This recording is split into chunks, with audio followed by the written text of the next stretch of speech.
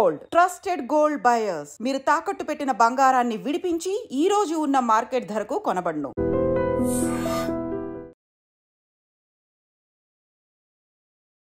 10th class results కోసం చాలా మంది పిల్లలు ఎదురు చూస్తున్న సందర్భం. ఎందుకంటే first time board exam attempt చేస్తారు కాబట్టి చాలా మందికి ఒక టెన్షన్ కూడా ఉంటుంది.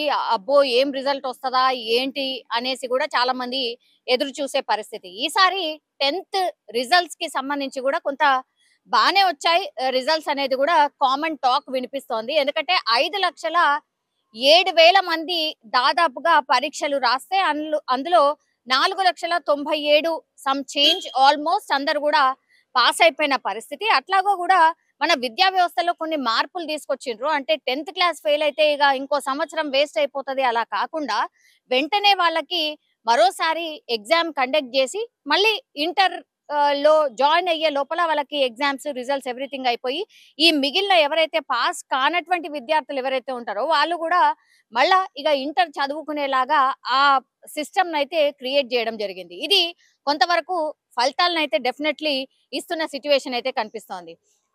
ఇంకోటి ఏంటంటే విద్యార్థులు చాలా ఒత్తిడిలో ఉండి కూడా కొంతమంది నిన్న మొన్న కూడా ఒక 2-3 ఇన్సిడెంట్స్ లో పాపం 10వ తరగతిలో నేను పాస్ అవుతానా ఫెయిల్ అవుతానా అని కొంతమంది ఆత్మహత్య చేసుకున్న సందర్భం కూడా కనిపిస్తోంది.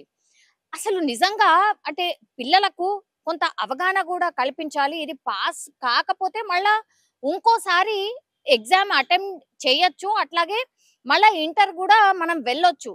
కాన్సన్ట్రేషన్ చేసి చదువుకుంటే చాలు అనేది కూడా వాళ్ళకు కాన్ఫిడెన్స్ నింపాల్సిన అవసరం అయితే డెఫినెట్లీ కనిపిస్తుంది. అంటే అందరు పిల్లలు ఒకేలాగా ఆలోచించారు కాబట్టి కొంతమంది పాపం డల్ స్టూడెంట్స్ కూడా ఉంటారు. వాళ్ళు అందరిలాగా కోపప్ కాలేరు, అందరిలాగా వీళ్ళు చదవలేరు ఆర్ కాన్సన్ట్రేషన్ చేయలేరు. అట్లాంటి వాళ్లకు కొంత టైం పడుతుంది. ఇంకా కొంచెం పుషప్ ఇస్తే ఇట్లాంటి పిల్లలు కూడా రాణించే అవకాశం అయితే ఉంటుంది. ఆల్రైట్ ఈసారి అయితే ఎగ్జామ్స్ రిజల్ట్స్ వచ్చేసినాయి కాబట్టి ఈ ప్రైవేట్ విద్యార్థులు ఎవరైతే ఉన్నారో ఆల్మోస్ట్ వాళ్ళు 57.22% అయితే ఈ ప్రైవేట్ విద్యార్థులు ఎవరైతే ఉన్నారో వాళ్ళు పాస్ అయిన సందర్భం అయితే కనిపిస్తోంది.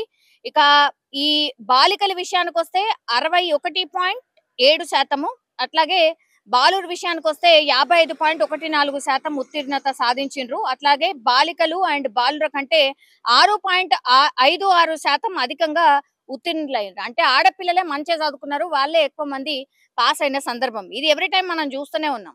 ఇక రెగ్యులర్ విద్యార్థుల విషయానికి వస్తే రెగ్యులర్ విద్యార్థులు ఇప్పుడు రాష్ట్రంలో 10వ తరగతి రెగ్యులర్ విద్యార్థులు ఎంతమంది ఉత్తీర్ణత సాధించిండ్రు అంటే 92.78% మంది ఉత్తీర్ణత సాధించిండ్రు. ఇందులో అంటే వాళ్ళు అటెంప్ట్ అయినరా కాలేదా అనేది కూడా కొంతమేర తగ్గే అవకాశం ఉంది పర్సంటేజ్ లో. సో ఇప్పుడు బాలురు ఎంత ఉత్తీర్ణత శాతం అంటే 91.32%, బాలికల ఉత్తీర్ణత శాతం ఎంత అంటే 94.26%. ఇక్కడ కూడా 2% ఈ బాలుర కంటే ఈ బాలికలే ఉత్తీర్ణత అయినటువంటి సిచ్యువేషన్ అయితే కనిపిస్తోంది. సో ఇక్కడ ఆడపిల్లలు కొంతమేర మంచిగా చదువుకున్నట్టు మనకైతే ఈ రిజల్ట్స్ ని బట్టి అర్థమవుతోంది. ఇక రెసిడెన్షియల్ పాఠశాలలో 98.79% ఉత్తీర్ణత సాధించారు. బీసీ వెల్ఫేర్ లో 97.79% ఉత్తీర్ణత, మంచి రిజల్ట్స్.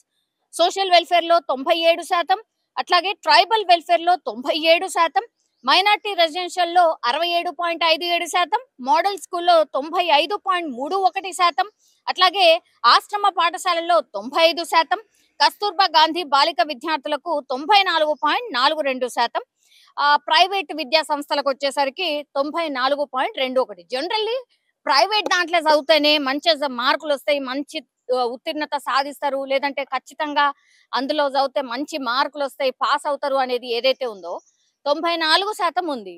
మిగతా నేను ఇప్పుడు చెప్పినట్టు మొత్తంగా ప్రభుత్వ పాఠశాలల్లో చదివిన పిల్లల శాతం కూడా 96, 97, 95 ఇట్లనే ఉంది.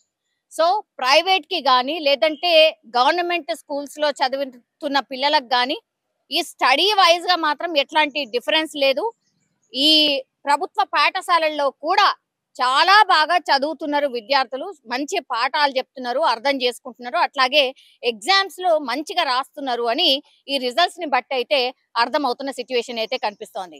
అండ్ ఒకటి ఏంటంటే పిల్లలు ఎవరైతే పాపం పాస్ కాలేకపోయినరో, బార్డర్ లో కొంతమంది ఎవరైతే రాయలేక అంటే ఎవరైతే మార్కులు సాధించలేకపోయినరో వాళ్ళకు మాత్రం మళ్ళా ఎగ్జామ్ ఉంటది, సప్లీ ఉంటది, దాన్ని అటెంప్ట్ చేయండి.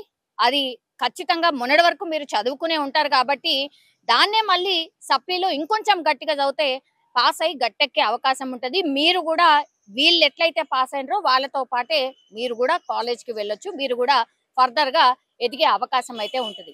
అట్లా అని చెప్పి దయచేసి ఇంకో ఆలోచన చేయకండి. చాలా మంది పాపం ఈ స్ట్రెస్ లో ఎవరేమంటారో అనో, తల్లిదండ్రులు ఏమంటారో అనో, లేకపోతే నా ఫ్రెండ్స్ ఏమంటారో అనో ఇట్లా వేరే వేరే రకంగా ఆలోచనలు చేసుకొని కొంత ఆత్మహత్యలు చేసుకుంటున్న సందర్భాలు చాలా వరకు కనిపిస్తున్నాయి. దయచేసి పిల్లలు అటువైపు మాత్రం దయచేసి ఆలోచించకండి అనేసి అయితే విజ్ఞప్తి చేస్తున్నాం. ఒకటి అట్లాగే ఎవరైతే ఇప్పుడు ఎగ్జామ్స్ లో మంచి మార్కులు సాధించిండ్రో, పాస్ అయినరో వాళ్ళందరికీ కూడా congratulations and all the best.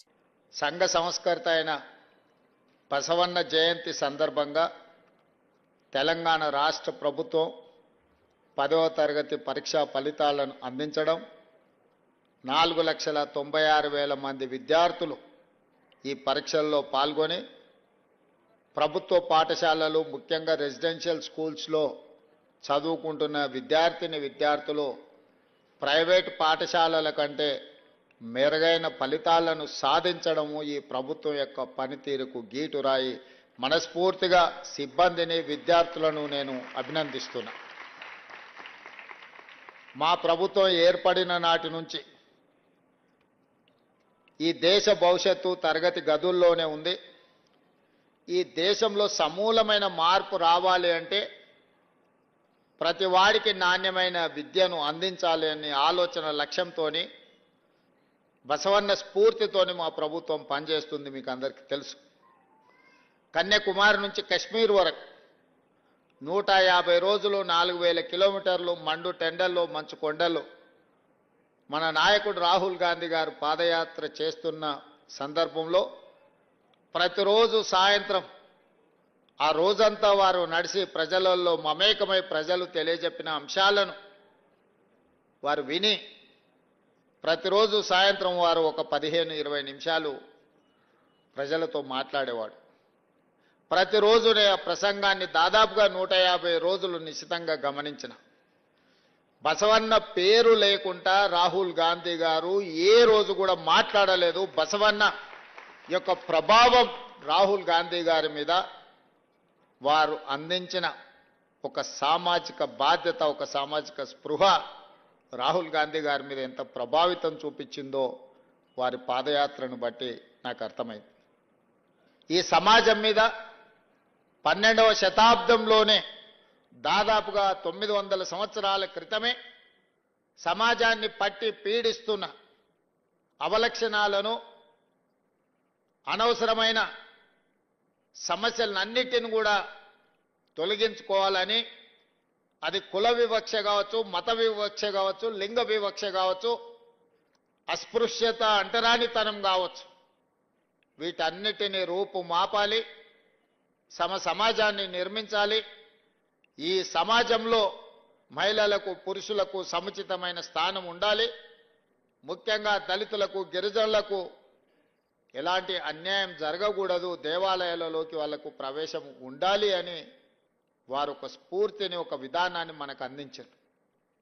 సమాజంలో ఉన్న సమస్యల్ని చర్చించడానికి పెద్దలు చెప్పినట్టుగా అనుభవ మఠాలను ఏర్పాటు చేసి అక్కడ స్థానికంగా ఉండే అంశాలను ప్రస్తావించి వాటిని పరిష్కరించడానికి బసవేశ్వరుడు ప్రయత్నం చేశారు. పెద్దలు చెప్పినట్టుగా ఆ స్ఫూర్తితోనే స్థానిక సంస్థలు కావచ్చు, అదేవిధంగా శాసనసభ వ్యవహారాలు కావచ్చు, పార్లమెంటరీ వ్యవస్థ కావచ్చు, ఈరోజు గ్రామాలలో జరిగిన చర్చలు, గ్రామ సభలలో జరిగిన చర్చలు, గ్రామాలలో ప్రజలు వెలుబుచ్చిన, ప్రజలు అనుభవిస్తున్న సమస్యల్ని చర్చించడానికి పంచాయతీరాజ్ పార్లమెంటరీ వ్యవస్థ ఈరోజు మనం తెచ్చుకున్నాం. దానికి స్ఫూర్తి బసవేశ్వరుడే అని చెప్పి ఈరోజు మనం స్మరించుకోవాల్సిన అవసరం ఉన్నది. 12వ శతాబ్దంలో బసవేశ్వరుడు కావచ్చు, లేదా జ్యోతిరావు పూలే కావచ్చు, లేదా డాక్టర్ బాబాసాహెబ్ అంబేద్కర్ గారు కావచ్చు, లేదా మహాత్మా గాంధీ గారి సిద్ధాంతం కావచ్చు, ఇవన్నీ కూడా సమాజంలో సమూలమైన మార్పులు వచ్చి ప్రతి మనిషికి సమానమైన హక్కులు కల్పించాలి. ప్రతి మనిషి గౌరవంగా బ్రతకాలి.